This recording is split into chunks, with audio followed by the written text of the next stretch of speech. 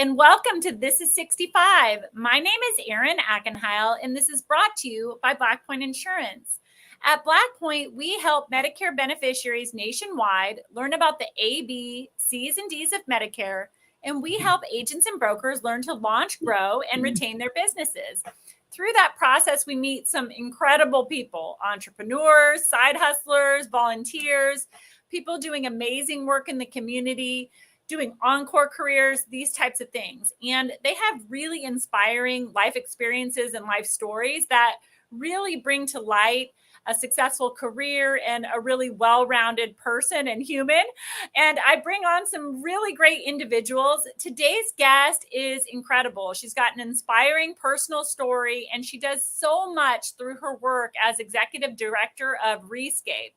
Imagine ReScape is a company that really helps to address climate change and other issues using regenerative resources. They leverage that in the community to educate, train, sponsor different programs that really make our world a more sustainable place. And I am so excited to bring on my fabulous guest. Welcome, Milena Fiore. Hi, thank you. Welcome. Thanks for joining. You're coming from backstage. Now, just to remind you, Milena, this is a live show, so people can put comments in the chat. Sometimes I'll bring those up. Also, just to everybody out there, if you're a friend or fan of Milena, give her a high five, give her a hello. Thank her for being here. We're so glad to have you on. So Milena, tell me about ReScape. What do you do at ReScape? Tell me a little bit about the business. Sure. So we are a California nonprofit, and we were initially started in the early 2000s through Prop 84 funds from the state. Those funds were to transfer lawns to drought-friendly gardens and landscapes. And so through the years, we have trained and qualified city employees, county employees, municipality employees, and also private businesses in regenerative. It started as sustainable. We had initially 7 sustainable principles. Now we have 8 regenerative. We've gone from the focus of sustainable to regenerative principles. And we qualify in maintenance, in design, in firescaping, in construction of regenerative landscapes. And additionally, we have a rated landscape program that certifies landscapes in regenerative aspects. So if you know LEED for buildings, which is, green, etc., well, this is certifying a regenerative landscape for a land and land use. The latest one that we certified is the San Francisco Presidio Tunnel Tops, which is gorgeous, and they used so many of the regenerative principles in that whole design and install. It's really beautiful.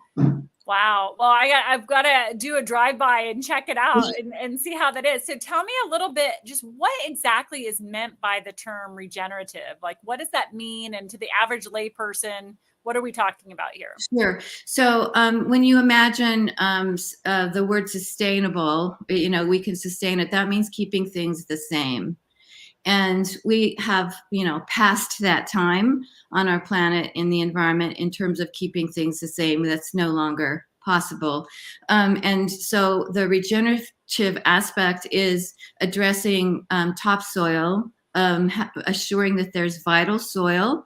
We say feed the soil, and then the plants and the habitat and all of that is taken care of. And so we're very aware of all aspects in terms of our principles. So it's act local, it's save water, it's protect air, nurture habitat, et cetera, all of the 8 ones. And so we're very aware in all aspects of what we do in the design or the install or the maintenance of land or a landscape, that there has to always be this way that we nurture and assure the vitality at all levels of that landscape. Yeah, it's really incredible work. So has this always been your calling? What's your background and story? How did you end up in this work? Tell me a little bit about yourself. Well, I am trained as a RN. So, Well, that's a natural transition, nursing to regenerative resources here. I got yes, it. yes. Well, so I was trained as an RN, and I worked in the hospital originally, and then worked in public health. And in public health, you look at kind of the family system. I also had a focus of maternal child health and psych nursing. Also, Wow. I had a specialty in that, and so I've always worked in a setting where you look at the whole system or the whole family. And more recently, I worked for almost 20 years in a large health system in an integrative medicine department where I ran clinics and retail that sold the supplements that the doctors recommended for our patients. And so we were always looking at kind of the whole aspect of what health actually is. And when I was asked to apply for this position and saw that there were actually 8 principles where one input affects the whole, it was very much a natural thing for me. It's kind of the health of the body that you look at all of the aspects, and you look at the health of a landscape or the earth, and know that everything affects everything else. So Right. it's Isn't it funny how you can make those connections? Because you think this is completely a different vein, a different right. type of work, but when it really comes down to it, it's very, very similar in terms It of is. operation. It is You know, absolutely. and getting to know you, Milena, like a lot of what you talk about is just how every experience you've had has led you to this. And so, can you make that translation for us? Like, how does that Sure. come about? And, I think that's really inspirational to others, right? Because you're kind of doing a job for a time and you're kind of always looking for your bigger purpose. And I feel like you've kind of found it to lead you to Yeah. this point. So, can you tell us a little bit about that and Yeah. what that Yeah. means to you? Yeah, so I grew up in Italy. My father was in the special forces in the army. My mother was a Holocaust survivor, and so we lived in Italy, and then moved to the United States when I was about 4 years old. And I my mother, having survived, said that, you can do anything that you put your mind to. And so I was always very aware of kind of my heroes when I was growing up were Martin Luther King, Jimmy Carter was Robert Kennedy, Joan of Arc, Eleanor Roosevelt. I like this spectrum. This is good. Yeah, and later on, scientists, physicists, Vandana Shiva, David Bohm, Richard Feynman, who were all doing really cool things and aware of always making the world a better place. And so I was always kind of throwing myself into situations or experiences where I saw a need, even if I felt like I wasn't trained. And so, I was a nurse, and I worked on a native reservation. I worked in the hospital. When I first started out, I was a float nurse. And that meant that whenever I went to work, I would be told where I would be going. I didn't know where I'd be going. Some That's different from a shifts. traveling nurse. So you work at one location, but then they direct you to these different areas or departments based on the need. Yes, yeah. And so in any given shift, I might work on 4 different floors. So I might Wow. start out in emergency room and then be sent to pediatrics and then be sent to ICU. And at first I hated it. I would cry on the way home every night. I worked 3 to 11 because I felt like I didn't know what to do. It was just this really challenging thing. But after a while, what I experience was that I could be in any place that was needed. I just needed to get it done. Right. And so after that, I had grown up in a European family where we used herbs and nutrition, and so I was always living in lots of different worlds. I lived in the medical world with drugs and medications, and I also lived in the world where you addressed your health in food, using food or nutrition. So I experienced all these different aspects of kind of the world. And this felt to me like I just brought everything together in my current position. Yeah, I can definitely see that. And one of the things that I kind of an unexpected pleasure of this conversation is just thinking about what you're saying in terms of what it sounds like to me is that the importance, obviously you need the baseline skills, like, you're nursing and you're going to these different departments. So you need to know what you're doing and you have to have the background and the training. But I'm almost hearing what's more important is maybe two things. One is just a passion for what you're doing and to help people and to kind of support them through. And then the other thing is being flexible, listening, and just getting it done in terms of whatever is at hand, right? Delivering a baby, emergency room, whatever, right? Kind of thing in terms of the spectrum. So can you talk about those qualities in people and how we might all have an opportunity to make more of a difference if we have that perspective? Well, I think that generally, we have been born during a time where it's perfect for us to bring forth our gifts or talents, and we all have a place. There's always something, for us to do. And so, I think that if we, each of us knows that whatever the situation is, so you can be present kind of with what the need is.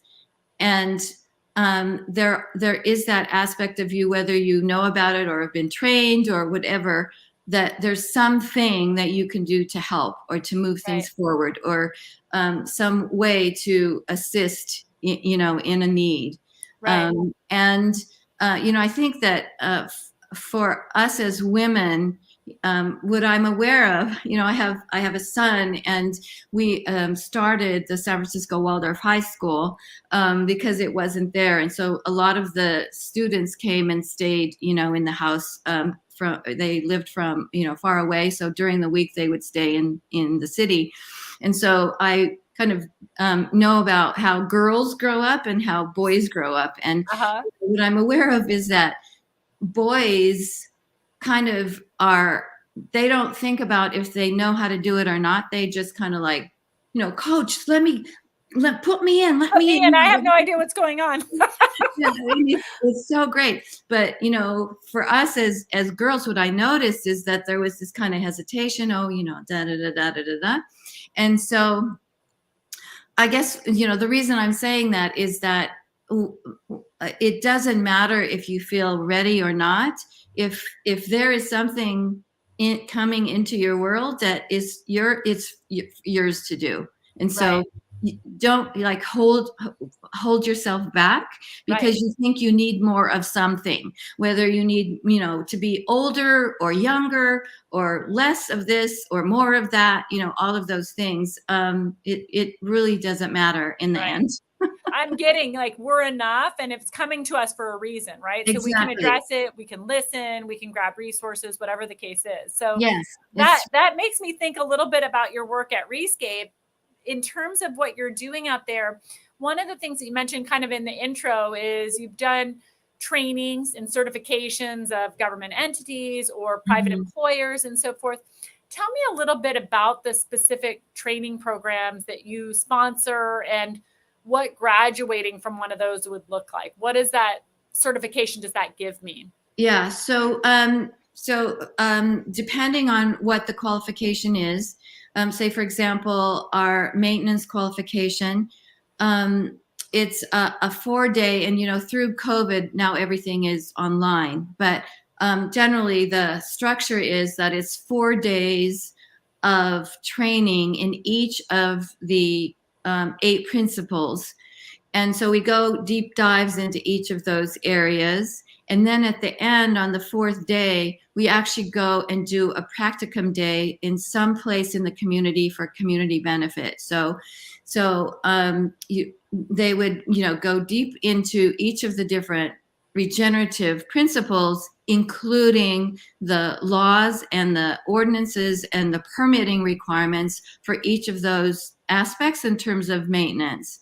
And so they come out knowing that how to do irrigation, what's a hydrozone, what kind of native plants nourish habitat, how to regenerate the soil, all about compost, all of those things. And so depending on the city or the county or the municipality, there are some cities, mostly in the Northern California areas, who require our 8 principles be taught to their staff or vendors, or that they actually keep up their qualification, because it's an annual renewal of the qualifications. We have the regular qualifications, then we have advanced workshops, we have qualification renewal training in specific area.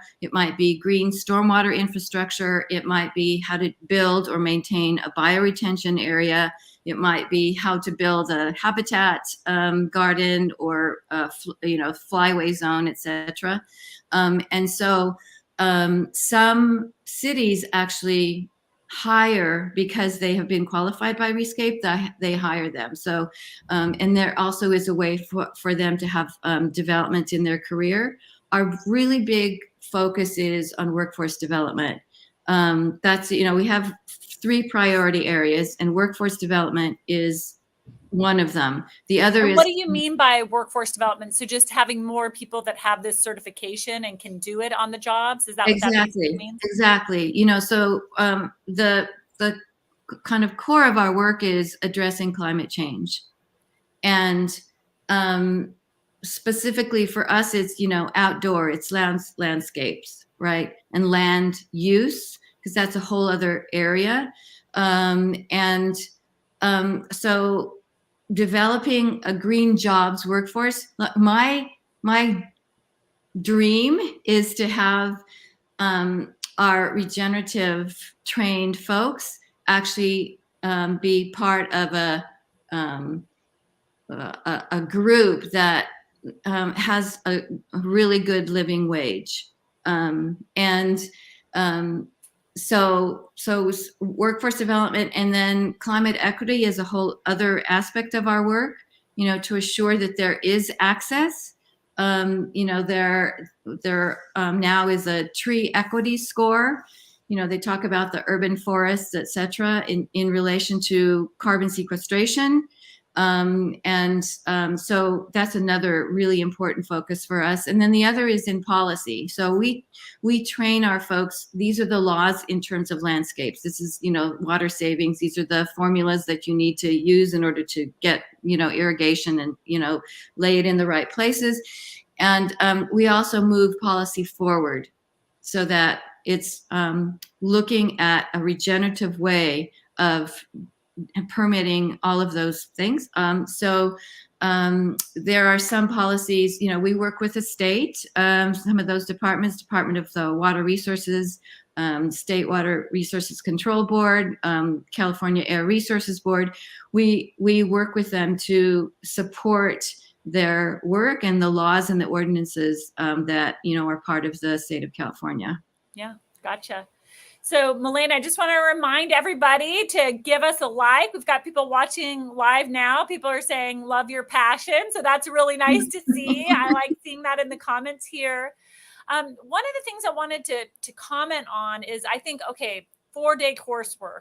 If I'm a private business or work for the government or something like that, I feel like I've probably got funds tapped and available to send people to your coursework and take care of that. But I'm also imagining that people are striving to get this certification to either build a new small business or to make themselves marketable in the workforce, with workforce development being a key goal. So do you find that there's individuals that are coming to you and looking to get certified so that they can be maybe more marketable in the job force or launch their own business? Yes, we do. I would say that currently, including through COVID, that probably 80% of our folks are, who you just described. And we do have funds that we make available. We have a scholarship fund that folks can apply for.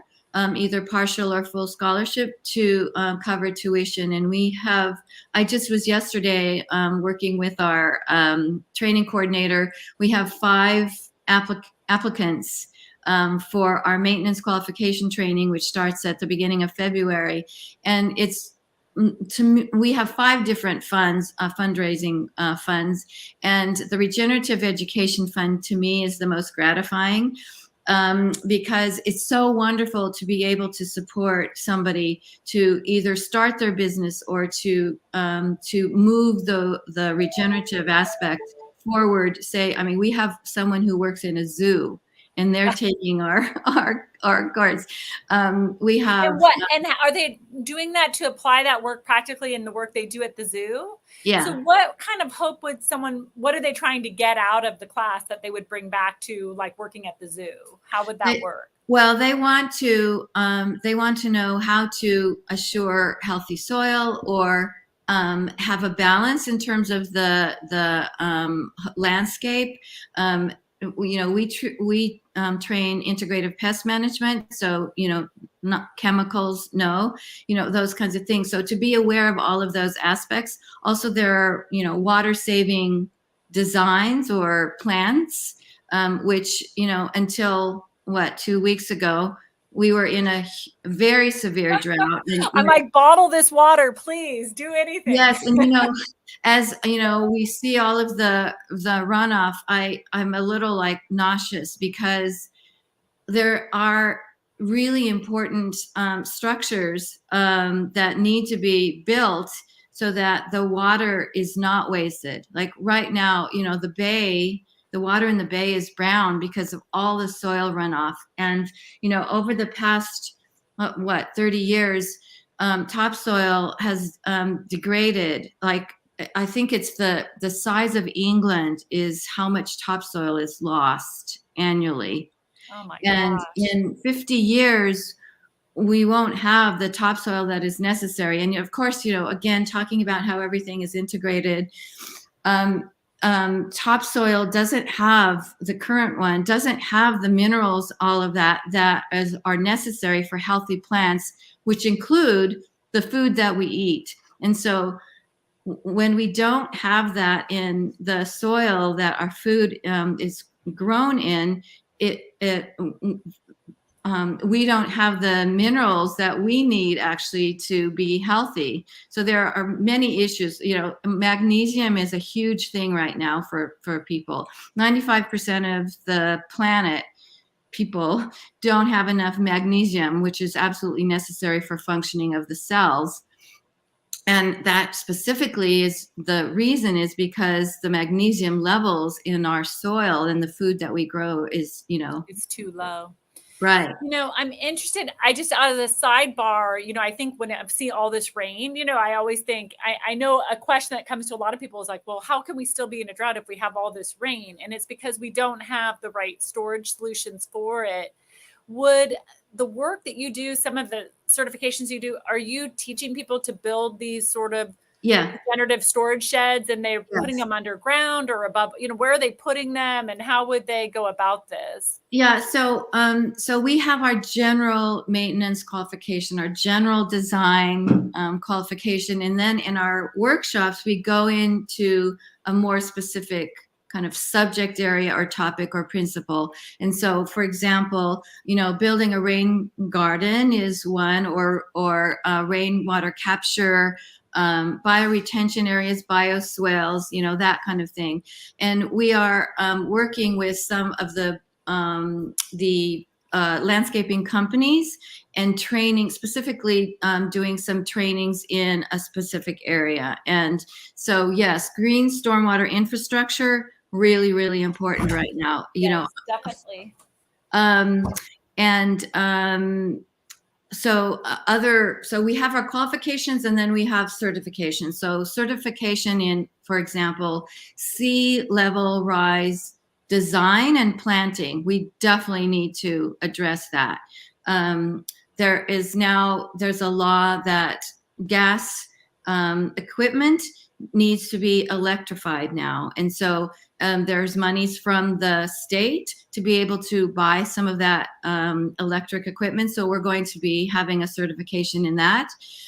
We also want to acknowledge the indigenous practices, which are pretty profound. And so we're in the process of creating. Taking it full circle, right? It's like coming back to what worked in the first place. There was Absolutely. a reason people were doing things the way they did. Yes, so, absolutely. Sure. So we also have habitat creation and protection as another certification. So yeah, we're looking to address the dire need to look at land and landscaping in right. every Definitely. So dumb question, take this all full circle, right? Because all these things sound good, right? I'm hearing people saying the importance of minerals, creating the rain garden, finding solutions, providing that training. In the bigger picture, how does this work, or is there other work? How does that affect climate change? Like, what is it that we're doing specifically that would affect climate change for the long haul and improve, I guess, sort of the acceleration of climate change in fact affecting our world? Well, so, the climate is changing because there is too much carbon in the environment, in the atmosphere. We're a carbon-based planet. And so, in the old days, carbon was in plants, it was in soil, it was in every living aspect. And so what has happened because of the technology and because of the unconscious ways that we have actually done our our damage, right? foods, all of those things, there has been this carbon that is now in the atmosphere, and there's no place for it to actually be to be stored. And so what they talk about, and this is carbon sequestration, sequestering it means bringing it back down into the places so it's not in the atmosphere, because if there's too much, there is too much in the atmosphere right now. The sun, it stays and it heats the planet. So it's too hot, so things are melting, da da da da da da da. And so what we need to do, and this has to do with sustainable interregeneration, is we need to create more and more and more ways to bring that carbon back. So all these things that we're doing are all playing a role to reduce the carbons and therefore impacts the climate change. So I know it's like a little elementary, but I want to make sure for the broad audience that everybody understands how important this is and exactly how they can impact it. Because it feels like, to me, I mean, what you're saying is that this is all pretty accessible to the average person, right? Because a lot of us, we were like waiting for the government to do it, or waiting for the city to do it, or somebody to do this for us. But it sounds to me that there's a lot that each individual could do. If you were to advise me and you'd say, okay, Erin, you're not about to take a class and you're not going to do anything, big, right? Because you're working and doing stuff. What's like one or two things I could do out there in my community to help reduce the carbons, help with climate change, help make a difference in this space? Well, so, I would say, here are our 8 principles. Here's one. So one of our 8 principles is act local. And so it would, I would say, how are you able to, in your life, in your house, to be aware of acting local or keeping things, instead of buying something from whatever, thousands of miles away. Maybe you go to your local market or farmer's market, support, local.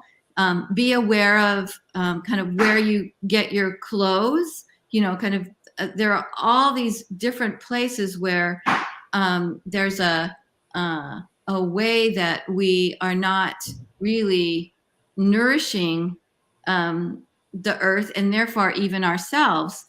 That has to do with how it gets to be out of balance, I guess.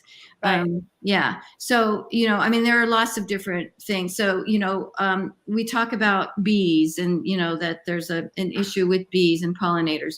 Well, actually, there are native bees, more native bees, thousands, 3,000, and I think like 1,800 of those native bees are actually in California. And so there's a way that you can actually be aware of where the native bees are in your garden. They don't create hives, they don't produce honey, but they do more pollination than actually honeybees. So And what if we were aware of where the bees were coming from, what could we do are we helping them to regenerate? What are we doing with them to yes, not harming them, do no harm, or is it more yes. Is it bigger than that? So they live in lots of different places. A lot of the native bees actually live in the soil underneath leaves, da da da da. So you could create some little habitat areas for the bees. There's a great company, Crown Bees, and they have little houses with little like straw-like things, which I have one in my yard. And the bees come, they lay their eggs, and then pollinate, etc. That's wonderful. So I actually heard kind of 3 really easy things we could do. Now I could go to Crown Bees and get myself a little bee house to help foster the development of bees in my garden, right? Mm-hmm. The other thing is just really simple. Act locally, right? Buy goods from local vendors, that type of thing, and support in that way. And then the third thing I think I heard was just being aware of where your clothing is being made, and being local with that as well, right? So I think if you're doing those things, and that's something any of us can do, right? Pretty simple thing in our day to day. Now, I know some of the people listening on the call, first of all, I think people want to get involved and could probably donate to the cause. And then I think there's people who might be interested in this and being part of the workforce development and even potentially taking a class. I'm guessing that's kind of pricey for the average individual.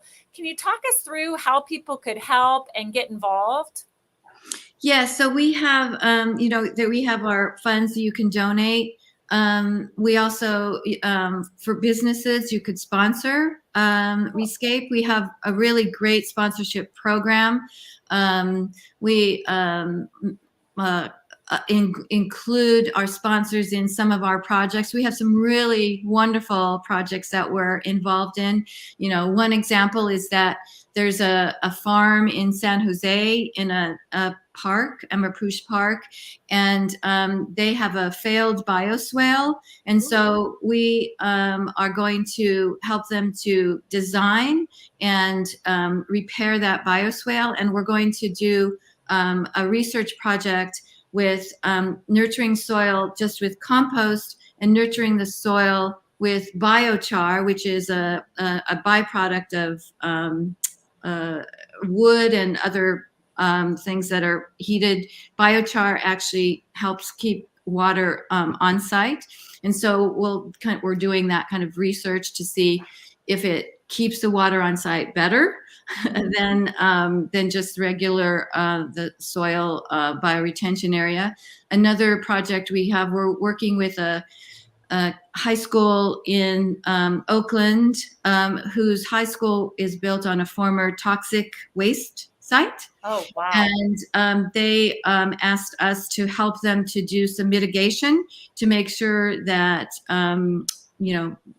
the toxins are safe and everything else. right. So it sounds like people have the opportunity to volunteer and actually help hands-on. They can donate, they can get trained. It just seems like there's a lot that people can do to get involved. And I find this work really exciting. I know that Black Point is definitely going to be sponsoring some people to take classes. So I'm really excited for that. And I want to encourage all the other entrepreneurs out there that are watching my show, get involved. We can make a difference. Just like for you, Milena, how you got the calling. I feel like just getting connected with you makes me want to get more involved. And I'm hoping that people are similarly inspired as they're listening, because you've had an amazing life leading to this point, and it's all culminated into really giving back and doing a lot of great work out there. So I so appreciate you. So thank you so much. We hear from a lot of particularly youth, and they're in addition to anxiety that they have, hopelessness, etc. And it's really pretty dire, and this to me is, I know that every day I'm able to do some one thing to help. And we each have that opportunity wherever we are, whether it's just even being aware of how the interconnection is there, how what you're watering in your lawn actually affects what happens in the bay. It's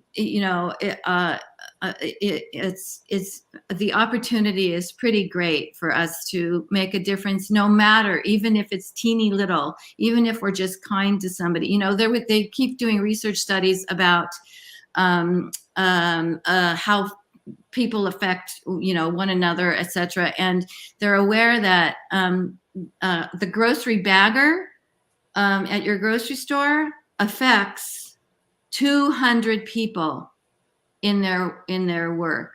200 people every day they affect. And so is it going to be in a positive way, kindness, etc., or is it going to be in a grumpy, not nice way, that kind of thing? So I mean, everything that we do really does make a difference.